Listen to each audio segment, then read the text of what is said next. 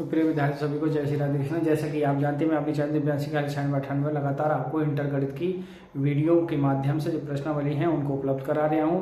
प्रश्नावली में हम कंटिन्यू सवाल कर रहे हैं। आप हमारे चैनल दिव्यांश 96 लगातार बने रहिए, बात करते रहिए, लाइक और सब्सक्राइब कीजिए, जिससे और भी बच्चों को गणित में एक अच्छा स्कोर खड़ा कर सकें। आप भी बोर्ड परीक्षा 2027 के लक्ष्य को जो हम लेके चल रहे हैं उसमें भी आपका भी एक स्कोर अच्छा आए गणित में। तो आप हमारे चैनल बने रहिए, लाइक और सब्सक्राइब कीजिए, देखते रहिए, बात करते रहिए।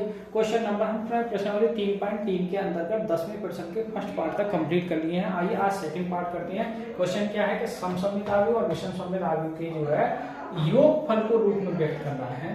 तो आइए इसका हम देखते हैं। बढ़िया क्वेश्चन है जो दे रखा है। अब देखिए ए का डैश निकालेंगे, डैश निकालेंगे तो जो पंक्ति है वो स्तंभ बन जाएगा। पहली पंक्ति पहला स्तंभ, दूसरी पंक्ति जो है वो दूसरा स्तंभ बन जाएगा। माइनस के 2, 3 और -1। फिर तीसरी पंक्ति तीसरा स्तंभ बनेगा, 2, -1, 3। अब आप ये देखेंगे क्या ये चेंज हुआ, इसका और इसका ये चेंज हो गया कहीं? मेरे ख्याल से बिल्कुल चेंज नहीं हुआ। तो इसका मतलब क्या हुआ कि ए डैश बराबर किसके है? ए के है। ठीक है, तो अब इसे हम क्या करेंगे, इन्हें जोड़ेंगे। तो जोड़ेंगे तो a प्लस ए डैश बराबर जोड़ेंगे तो देखिए क्या आएगा आपका। बट आप चाहो तो इसे डायरेक्ट जोड़ सकते हैं। 6 - 2 2 और -2 3 आपका -1 और 2 -1 3 ऐसे प्लस ये आ जाएगा आपका 6 - 2 और 2 -2 3 -1 और 2 -1 और 3। अब इसे जोड़े हम तो 6 और 6 देखिए 12 हो गए। -2 -2 माइनस के 4 हो गए और 2 और 2 4, -2 माइनस के 4, 3 6 और माइनस के 2 और 4 और माइनस के 2 और ये 3 और 3 6। ये क्या आ सकता है? a प्लस ए डैश का मान। देखिए अब p बराबर क्या होता है? 1/2 a प्लस ए डैश। तो अब इसका मान 1/2 और इसका मान हमने निकाल लिया। देखिए 12 माइनस के 4 4 और माइनस के 4 6 माइनस के 2 और 4 और माइनस के 2 और फिर आपके 6। देखिए 2 कॉमन कर लिया तो यहाँ जाएंगे 6 2 2 और ये आपका 2 3 1 2 1 3, ये कैंसिल हो जाएगा। अब देखिए ये जो मान है लौट के, ये किसका मान आ गया? एक ही लौट के आ गया। तो ये बराबर ये आ गया आपका 6 2 2 2 3 1 माइनस का और 2 -1 और 3 लौट के फिर वही आ गया। तो इसका मतलब क्या है? ये लौट के वही आ गया। देखें हम गौर से, ये चीज और ये चीज एक सेम है।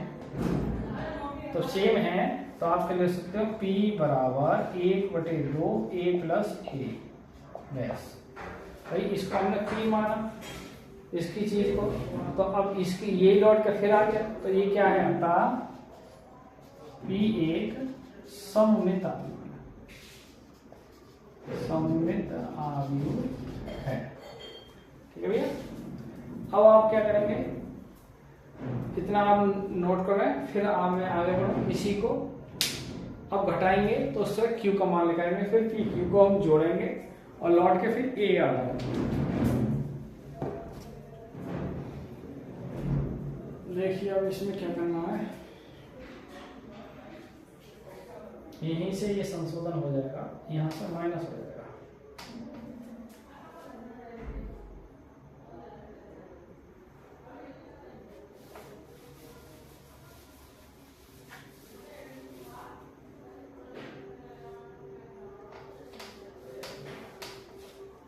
देखिए अब इसी में सेकंड पार्ट क्या है? माइनस करना है। तो यहाँ माइनस हो जाएगा, यहाँ माइनस है।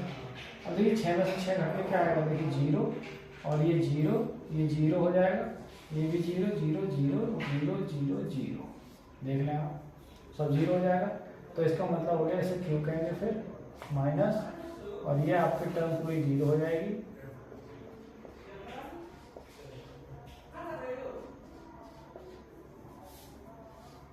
तो इसका मतलब आप क्या होगा, इसको हम क्या कह सकते हैं, ये तो 0 0 0 जाएगा,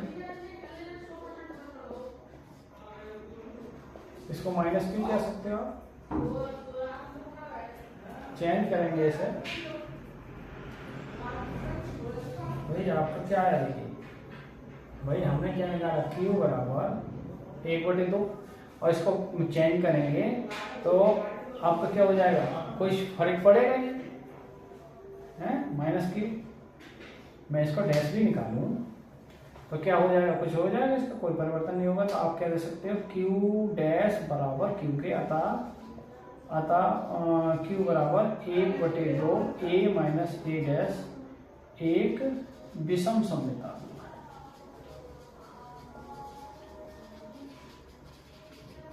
और विषम सममित आव्यूह है। तो अब इनका जोड़ करना है। ये आपका आ गया क्यू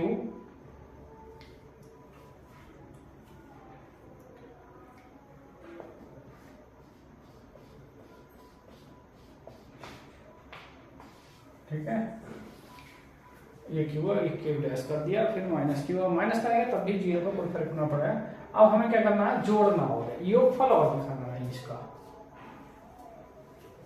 तो देखिए इसका योगफल और देख रहे हैं हम, सवाल थोड़ा बड़ा है कुछ भी नहीं, और वैसा बहुत कुछ है। अब सॉरी, इसके जोड़ को देखना है किसका, p प्लस क्यू का। तो p का मान जो था वो क्या था आपका, देखिए ये था शायद 6 2 2, और फिर -2 3 -1, और फिर ये था 2 -1 और शायद 3, और प्लस क्यू, ये तो आप नोट कर सकते होंगे, इसको भी रफ कर देते हैं।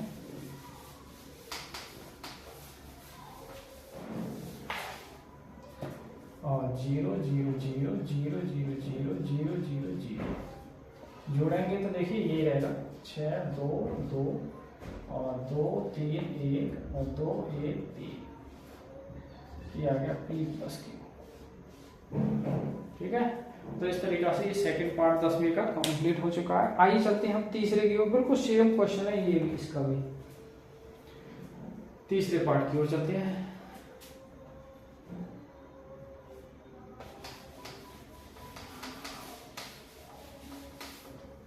देखिए तीसरा पार्ट क्या है,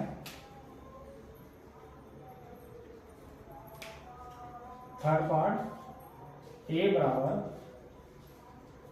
3 3 -1 और माइनस के 2 2 1 और माइनस के 4 -5 और 2, ये है सवाल।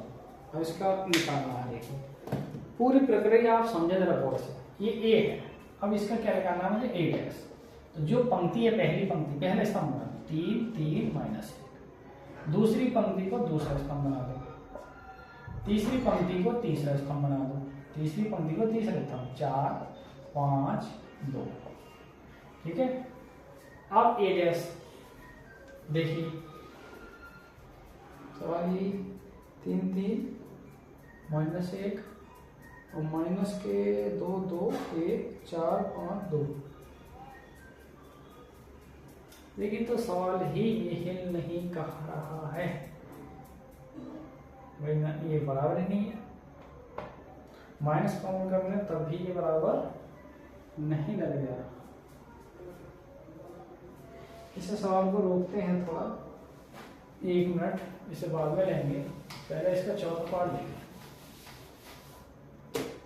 चौथा पार्ट क्या है इसमें, देखें a बराबर 1 5 माइनस का 1 2, ये है आपका। ठीक है, तो इसे देखें हम, इसका a डैश निकालें तो क्या हो जाएगा, a 1 5 माइनस का 1 2। अब इसका क्या करना है, देखिए जोड़ करना है हमें, वो भी हो जाता, थोड़ा गौर नहीं करेंगे हमने, a प्लस a डैश, तो 1 5 -1 2 प्लस 1 माइनस 1 और 5 2, जोड़िए 1 और 1 2, 5 माइनस तो 4 बचेंगे, -1 5 4 और 2 और 2 4, ये a प्लस a डैश आ गया। अब हमें क्या चाहिए p बराबर क्या होता है 1/2 a प्लस a डैश। तो यहाँ से p बराबर 1/2 और a प्लस a डैश का मान जो आया देखिए क्या है 2 4 4 2 नहीं 4 4। अब 2 कॉमन कर लीजिए यहाँ से, तो ये हो जाएगा 1 2 2 2 2, ये कैंसिल हो जाएंगे तो p की वैल्यू कितनी आएगी देखिए 1 2 2 2। अब p डैश निकालना है, आप p डैश निकालेंगे तो जो पहली पंक्ति है पहला स्तंभ 1 2 और 2 2, कोई चेंज नहीं होगी इसमें और इसमें, बताइए आप।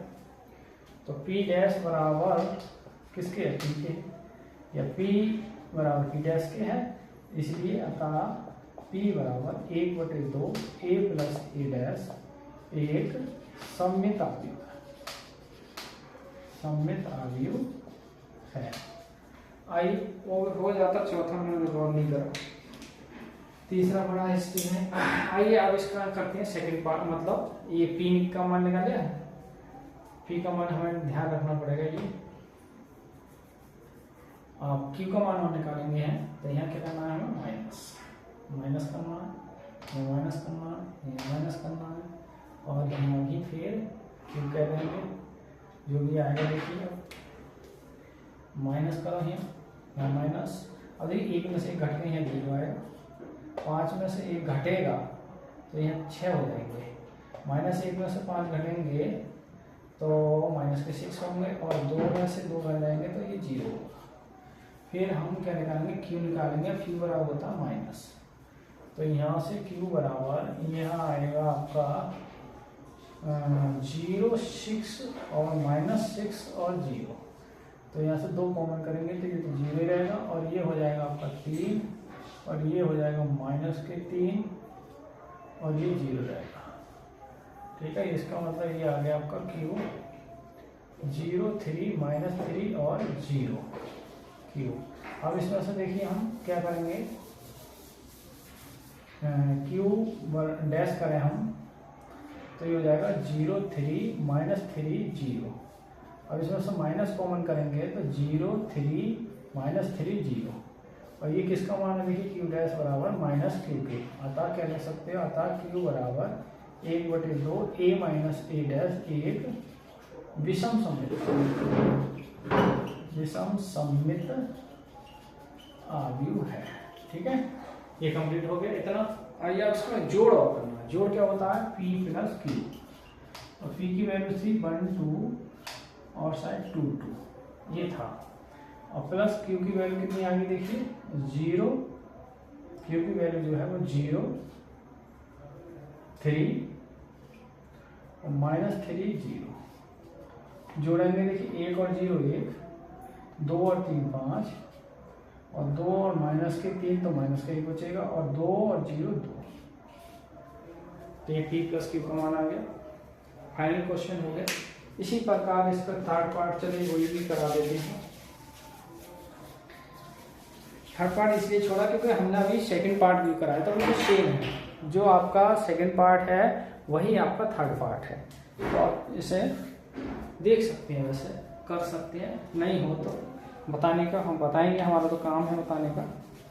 आइए अब इसे क्वेश्चन नंबर, अब हम चलते हैं 11 की ओर फिलहाल में। आइए विद्यार्थी क्वेश्चन चलते हैं हम 11 के। यदि a तथा b समान कोटि के सममित अवयव हैं तो ab माइनस ba एक कैसा होगा, विषम सममित होगा, समसम्मित होगा, शून्य होगा, तत्सम होगा। आइए इसका आप देखते हैं। देखिए ab माइनस ba का डैश बराबर होगा ab का डैश माइनस ba का डैश। अब चूंकि ab का डैश तो होता है b डैश और a डैश, ऐसे इसका a डैश और b डैश। अब आप जानते हो ये क्या है, समान कोटि के आ गए। तो अब यदि समान कोटि के सममित अवयव कैसे हैं, सममित अवयव चूंकि होता है b डैश बराबर b के होता है, a डैश बराबर a के होता है, ऐसे यहाँ a b। अब माइनस कॉमन करना है तो क्या हो जाएगा, ये ए बी माइनस बी ए। देखिए ये लिखा गया है ये चीज बराबर है, ये डैश बराबर। अब इसको यदि मैं थोड़ी देर के लिए पी मान लूं तो फी डैश बराबर किसके आ जाएगा, अब देखो ठीक है। कुल मिला के अब माइनस आ गए बाहर, माइनस आ गए तो आप क्या लिखेंगे, अतः ए बी माइनस बी ए एक विषम समीकरण।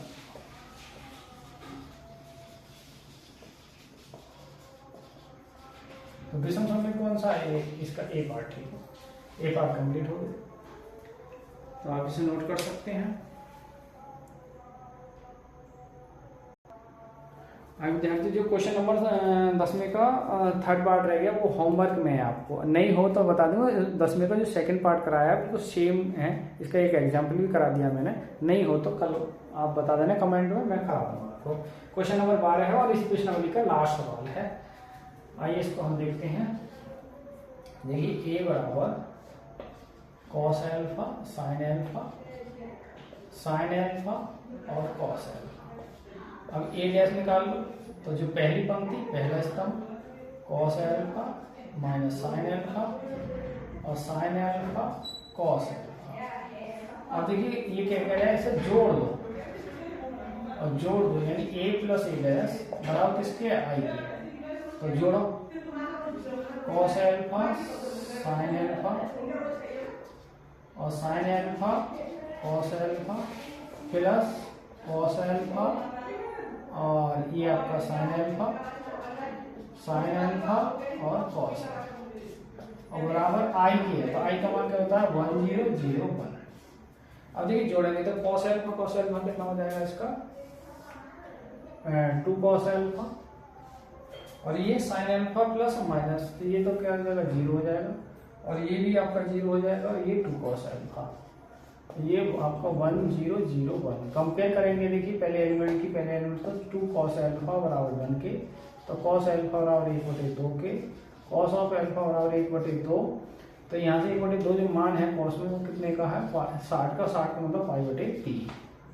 तो यहाँ से जो एल्फा की वैल्यू आ गई वो 5/3 का मतलब क्या हो गया, 5/3 का मतलब हो गया डी पार्ट।